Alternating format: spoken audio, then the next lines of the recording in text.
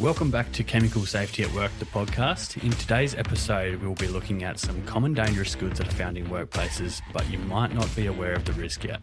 These chemical safety issues are often overlooked by staff members, and that's why awareness around these issues is just so important. Today we have Paul Hands here. He's a dangerous goods storage consultant at Storemasta and works with a variety of organisations in different industries. Paul, welcome to the podcast. Do you want to tell us a little bit about yourself and the role? Hi, I'm Paul. I'm from Leeds in the UK, based in Melbourne. And I suppose the main role is advising customers on the correct products and essentially how to reduce risk in the workplace. We advise on the Australian standards and helping to interpret what that means for organisations to create a safer workplace environment. Yeah, great. So when you first started as a dangerous goods storage consultant and you were trying to understand the requirements of organisations and the standards, did you get a good understanding about why they struggle with the topic? Yeah, so I suppose it's just information overload. So when I was looking at the Australian standard at first, it's, you're looking at all this information and wondering, how you're going to find the exact pieces that you require. Yeah. So I suppose that's why it's good that we've got the blogs in place that just highlights and identifies the main information that you need instead of reading. So, Paul, we're obviously speaking with organisations every day. What are some commonly overlooked dangerous goods, risks that people don't even realise they have there on site? I think it's like the everyday chemicals. So maybe like paints, solvents, things you can buy in Bunnings that people don't think are necessarily dangerous goods. I think that's often the biggest common risk. And maybe if they have a smaller quantity of those chemicals, it's not such a big deal. And only once they surpass certain thresholds and get large quantities that it becomes a real hazard that they don't realise, they've moved into that territory. Correct, Correct. All right, so you mentioned paint as one of the key commonly overlooked dangerous goods. What are some key considerations when storing paint? So it depends on the situation, really. So, what packing group is the paint? Okay. Where's it being stored, the location? Is it a minor storage? Is it package storage? Okay. So, for example, in factories, it's 1 litre of paint or 1 litre of flammable liquid per 2 metre squared of floor space. Okay. So it depends on where it's being stored, essentially. Yeah, really depends on the quantity and the location. Yeah. Okay. Correct. Yep. So if you have more than that, so if you have more than 1 litre per 2 square metres, then you need to consider something like a storage cabinet. Yeah, it needs to be stored compliantly. Yep. Okay. Correct. So they're those engineering controls that you can then establish to be able to control those as well. Yeah, definitely. Yep. Okay. So can you give us a specific example of an organisation you were talking to who had something on site that they didn't realise needed to be stored? Yeah, we had like a youth centre community club organisation and they'd recently bought multiple drums of paint from Bunnings. So they probably had, say, like 10 lots of 5 litre paint.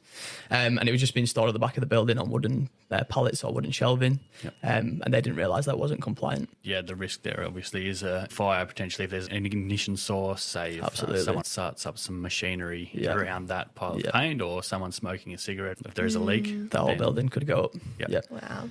So you mentioned flammables, paints as an example of a commonly overlooked dangerous good. What other chemicals are out there?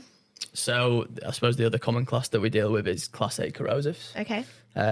Just a little story. We had somebody ring in a couple of weeks ago, and it was a lady who owned a hairdresser. Mm-hmm. She was a hairdresser and worked from home, but she had, probably 10 litres of peroxide to dye hair with. Okay. And she just wanted to make sure that she was compliant, so she didn't know any rules about Australian standards.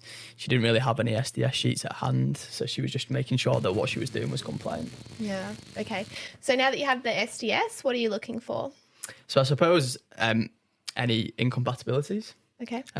Materials that the chemical might react with. So, for example, with metals, you really need to be storing it on PVC or some sort of plastic. Mm-hmm. pH levels, which is obviously going to determine whether it's an acid or an alkali.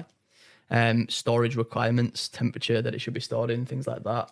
PPE requirements, essentially all the safety information that's needed. Great. And you can find all that information in the SDS? Yep, correct.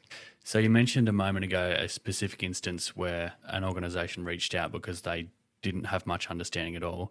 What is it that leads people to realising that they have a need or reaching out to you in the first place? Well, it could be a number of reasons. they might have had an internal risk assessment done and they've realised that, they need to change their processes.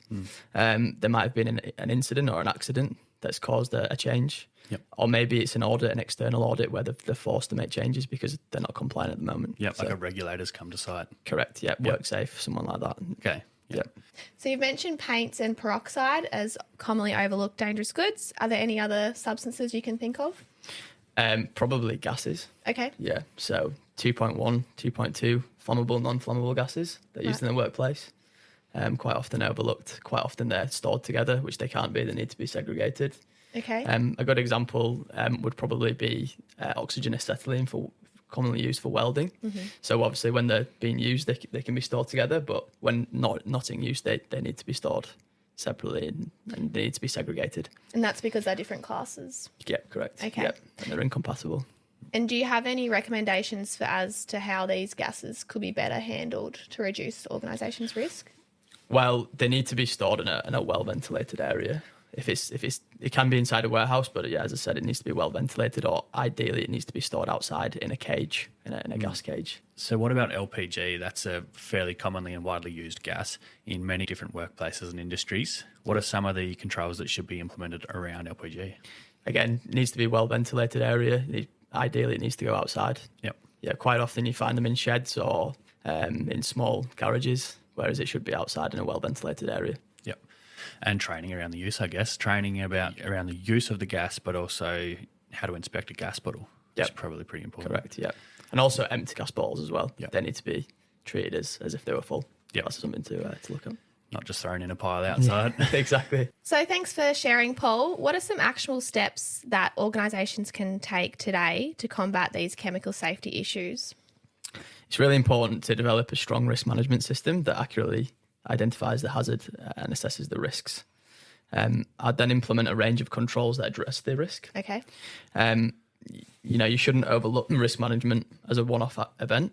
It involves a broad approach to chemical safety, which includes regular inspections and assessments of the site to make sure that the hazards are properly controlled. And then you should definitely invest in training for your staff. Chemical safety training plus training on how to use the equipment and maximise the effectiveness of all controls. Yep. So other than the engineering controls like cabinets that people can use, what are some other specifics they can implement into their systems or processes? It could be a number of things. So appropriate signage, SDS sheets, making sure that they're close to the chemicals for the workers to use. Chemical segregation, make sure that they're away from ignition sources in designated areas. Anything that's been flagged up on an internal risk assessment, basically.